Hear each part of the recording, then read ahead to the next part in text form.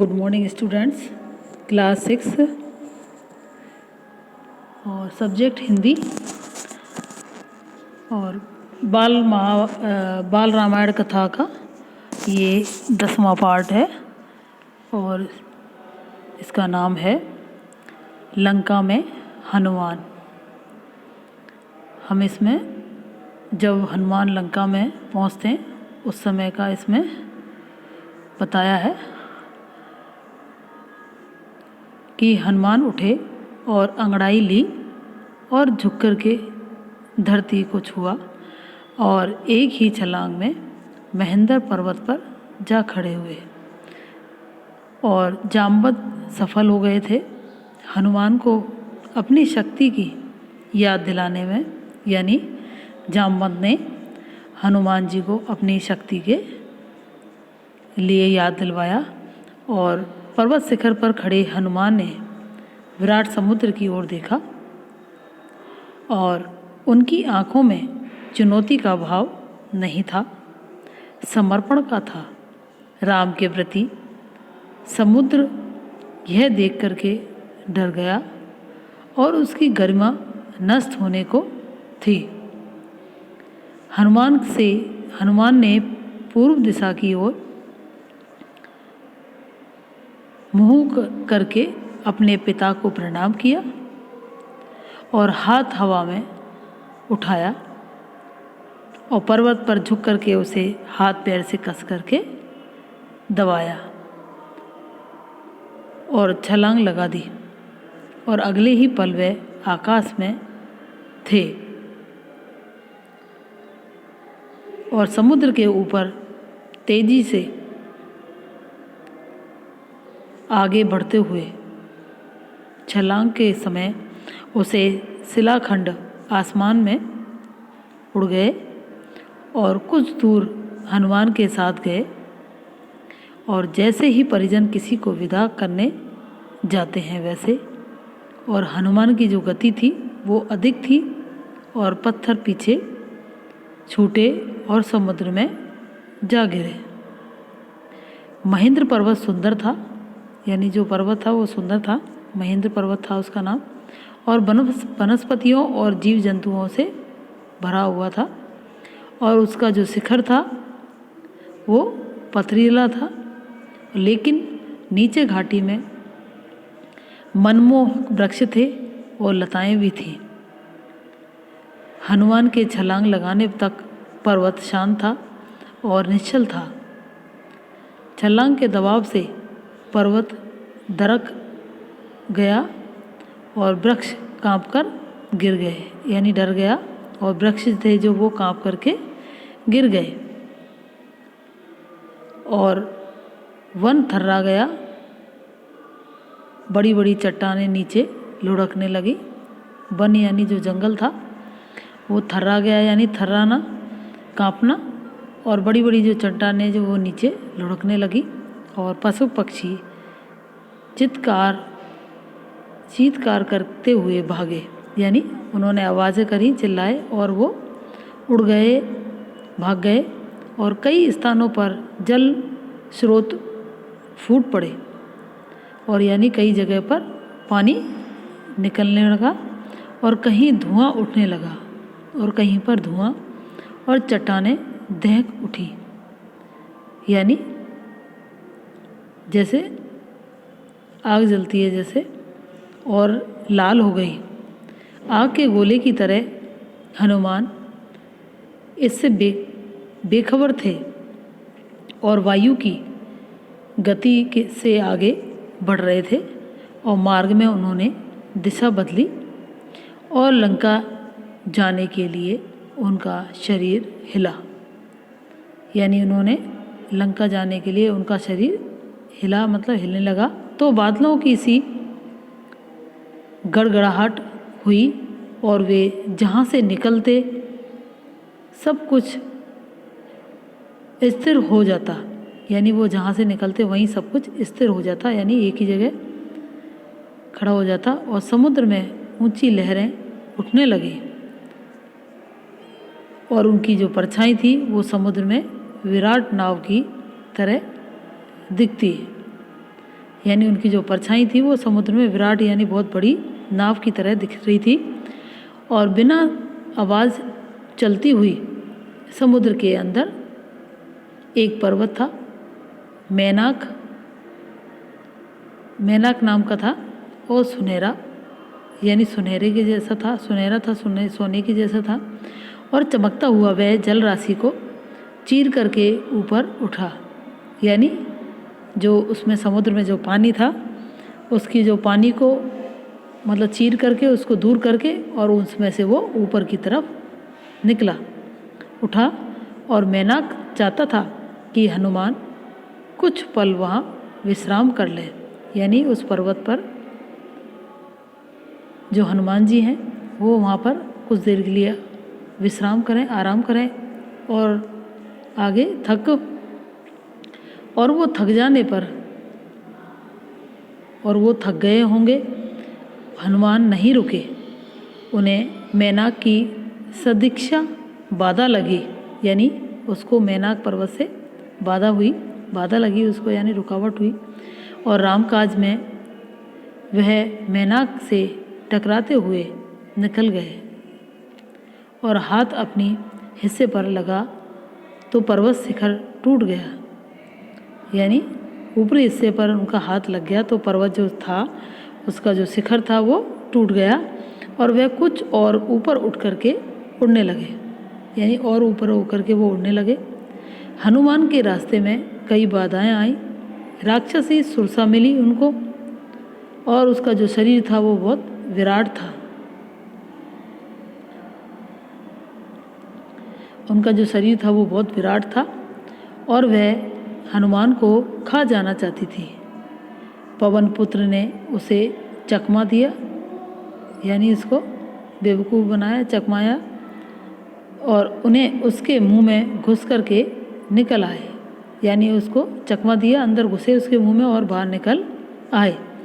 आगे एक और राक्षसी टकराई, उसका नाम था सिंहिका था उसका नाम, और छाया राक्षसी उसने जल में हनुमान की परछाई ली और वे अचानक आसमान में ठहर गए और क्रुद्ध हनुमान ने सिंहिका को मार डाला और आगे बढ़ गए। अब गंतव्य दूर नहीं था और दूर क्षितिज पर लंका दिखाई पड़ने लगी थी, यानी दूर उसकी परछाई सी दिखने लगी लंका की। और रावण की राजधानी सोने की लंका, आकाश में उड़ते हुए कंगूरे, उसकी प्राचीर लंका जगमगा रही थी और हनुमान समुद्र के किनारे उतर गए, यानी हनुमान जी समुद्र के किनारे पर उतर गए और अब वह लंका को और निकट से देख पा रहे थे, यानी उन्होंने लंका को पास से देखा और हनुमान को थकान रंच मात्र नहीं थी, यानी बिल्कुल भी थकान नहीं थी उनको और इतनी लंबी यात्रा का उन पर कोई प्रभाव नहीं था। चिंता थी कि सीता को कैसे ढूंढेंगे, वो कैसे पहचानेंगे उसको, सीता को। लंका नगरी को ठीक से देखने के लिए हनुमान एक पहाड़ी पर चढ़ गए और दृष्टि दौड़ाई उन्होंने और चारों ओर वृक्ष संदीक्षा बाधा लगी उनको और रामकाज में वह मैनाक से टकराते हुए निकल गए वो, और वह हाथ अपनी हिस्से पर लगा तो पर्वत शिखर टूट गया। वह कुछ और ऊपर उड़ने लगे और रास्ते में बाधाएं चढ़ गए वो और दृष्टि दौड़ाई उन्होंने और चारों ओर वृक्ष, सुवादित उद्यान, भव्य भवन और हवा में लहराती संगीत धाराएं, वे चकित थे। और राक्षस नगरी में इतनी सुंदरता, उन्होंने ऐसा नगर पहले कभी नहीं देखा था और वह उस नगर का एक एक विवरण आँखों में भर लेना चाहते थे ताकि बाद में वह सीता की खोज में काम आए। और एक दिन समय लंका में प्रवेश करना हनुमान को उचित नहीं लगा कि उन्होंने प्रतीक्षा की कि समुद्र तट पर ही शाम ढलने पर नगरी में प्रवेश किया और उसने सामने पहला प्रश्न सीता का पता लगाना था। और उस विराट नगर में यह काम आसान नहीं था, क्योंकि वृक्षों और डालियों से कूदते फांदते वे नगर के मध्य में पहुंच गए और राजमहल नहीं था। उनका अनुमान था कि सीता महल में ही होगी। उन्होंने अंदाज लगाया और रावण ने उन्हें छिपा रखा होगा किसी कोने में। महल में पहरेदार थे और अस्त्र शस्त्र लिए हुए सबकी आंखें बचाकर वे चुपचाप अंदर आ गए और राजमहल विराट था और वैभवपूर्ण। वे बचते बचाते महल में घूमने लगे और भटकते रहे और रात का समय था और अधिकतर राक्षस सो रहे थे और उन्होंने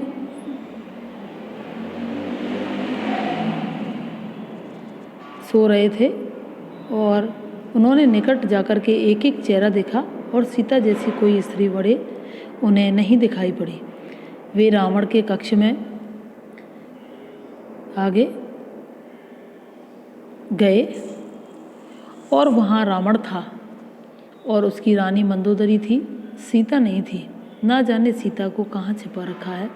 और सोचते हुए हनुमान अंतपुर में से बाहर निकल आए और एक एक करके उन्होंने राक्षस के सारे घर छान मारे और पशुशालाएं भी देख ली और सीता का कहीं पता न था।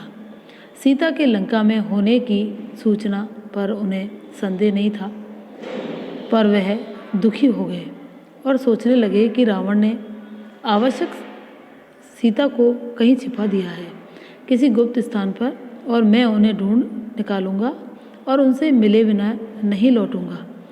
उन्होंने तय किया कि अंतपुर के बाहर हनुमान ने रावण का रथ देखा और स्वर्ण रथ रत्नों से सजा हुआ और वे चकित रह गए। और तभी उनका ध्यान अंतपुर से बनी वाटिका की ओर गया और वहाँ अशोक के ऊंचे ऊंचे वृक्ष थे और आकाश छूने को आतुर, और यही अशोक वाटिका थी और दीवार लांघकर वे वहाँ पहुँचे। लंका में यही एक स्थान बचा था जो उन्होंने नहीं देखा था। उन्हें लगा कि सीता वाटिका में नहीं हो सकती। रावण उन्हें इतनी खुली जगह क्यों रखेगा। हनुमान मन में निराश घर करती जा रही थी और वे एक वृक्ष पर चढ़कर बैठ गए। दिन चढ़ गए आया था और ऐसे में नीचे उतरना उन्हें उचित नहीं लगा और पेड़ घना था और वे उसके पत्तों में छिप गए और उन्हें वहाँ से सब कुछ दिखता था और लेकिन वे उन्हें कोई नहीं देख सकता था। और रात हो गई और अचानक वाटिका के एक कोने में उन्हें अट्टहास सुनाई पड़ा और वे राक्षसी थीं और हनुमान उन्हीं की देखने लगे उनको। और एक वृक्ष के नीचे राक्षसी का झुंड था। वे किसी बात कर रही थी, ठहाके लगा रही थी, यानी हंस रही थी, और हनुमान को लगा कि सीता पर हंस रही हैं। वह पेड़ से चिपक कर नीचे की डाली पर आए और ध्यान से देखा। राक्षसियों के बीच एक स्त्री बैठी है और चेहरा मुरझाया हुआ, उदास, दयनीय, दुर्बल, शोकग्रस्त, यही माँ सीता है। उन्होंने मन में सोचा और उन्हें सब कोई संदेह नहीं रहता था और राक्षसी यहाँ वहीं थी और हट नहीं रही थी और हनुमान उतावले थे। वह नीचे उतरने में डर गया और स्वयं उनके लिए, सीता के लिए भी। तभी उन्होंने रावण को आते देखा और राजसी ठाट बाट के साथ दासियों सहित हनुमान सीता से भेंट के लिए किए बिना ही लौटना नहीं चाहते थे। और ऐसे लौटा तो राम को क्या बताऊंगा। उन्होंने सोचा कि नीचे उतरने का अवसर ही नहीं मिल रहा था और वे डाल से चिपक गए और सांस रोक करके रावण के लौटने की प्रतीक्षा में रावण ने सीता को बहलाया, फुसलाया और लालच दिया और सीता नहीं डिगी, यानी उनकी बातों में नहीं आई वो, और वह डर से कांप रही थी।